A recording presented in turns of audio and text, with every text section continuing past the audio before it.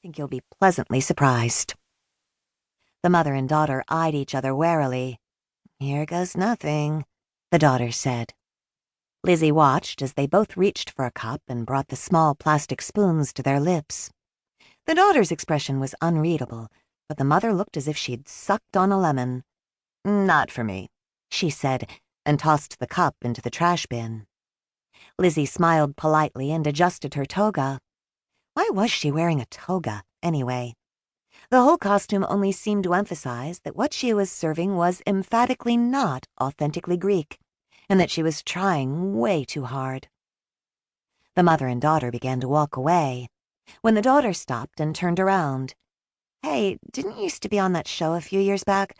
Healthy University or something?" "Healthy U. Yeah, that's it. What happened? I never see it on anymore." "It got canceled. A while ago, actually." "Oh." She took in Lizzie's costume and the electric blue Queensridge dairy food truck behind her. "So this is what you're doing now?" "Among other things." "That's cool." She tried to sound enthusiastic, but Lizzie knew better. "Good luck to you." The daughter turned around and joined her mother down the walking path, and Lizzie told herself there was no reason to feel embarrassed, even if, deep down, she knew that was another lie. An hour later, Lizzie had made little progress in her tzatziki crusade, apart from a handful of enthusiastic cottage cheese fans, whose sanity Lizzie couldn't help but question. People generally didn't see why they needed to try a lumpy riff on a Greek dish when they could get the real thing from the Greek food truck 50 feet away. "Is stuff any good?" asked Emilio, the Queensridge truck driver for the day. There seemed to be a different one every time. "It's okay," Lizzie said. "Not my favorite." Emilio grabbed a cup and took a bite. Not bad. Who made it?" "Me." "And you just say it's okay?" "I'm my own biggest critic." That was true, but it also killed Lizzie to serve up a dish she could barely recommend. When she'd first taken the job, she pitched recipes that disguised her most hated foods in dishes she loved. Her grandmother's noodle kugel, lasagna, deep-fried dumplings, because she figured pretty much anything tastes delicious if you dip it in batter and deep-fry it.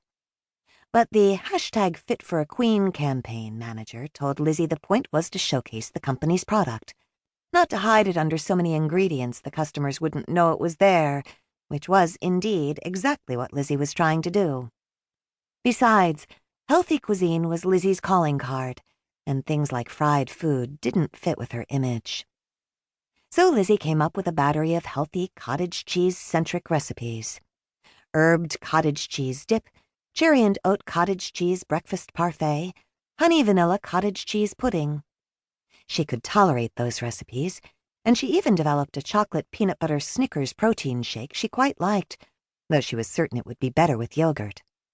But then as Mother's Day approached, the campaign manager got it in his head that a Greek-themed dish was essential, as if somehow togas and motherhood went hand in hand, and her riff on a Greek classic was born. Lizzie stared across Daffodil Hill, taking in the bright yellow and white blooms, their fluffy petals fluttering in the warm spring breeze. After a cold April that had felt more like autumn, May had ushered in a spell of warm weather that had awakened all of the flowers and shrubs from their winter slumber. The vibrant fuchsia and white azaleas reminded Lizzie how much she missed her mother's garden in Philadelphia, where her flame-colored azalea bush probably looked as if it were on fire right now. Instinctively, Lizzie reached for her phone, only to realize she'd left it in the truck because her toga didn't have pockets. There was a momentary lull in foot traffic, so Lizzie took the opportunity to rest for a few minutes in the front seat of the truck, where she'd left her phone on the dashboard. She had missed a call and message from her mom. Lizzie had tried her earlier in the morning to wish her a happy Mother's Day, but the call had gone straight to voicemail. She'd assumed her mom was still sleeping, but part of her worried, like she always did, that something was wrong.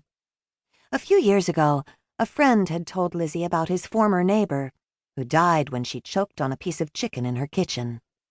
The woman was divorced and lived alone, and all Lizzie could think was how easily that could happen to her own mother. Lizzie listened to her mom's message while she sat in the passenger seat,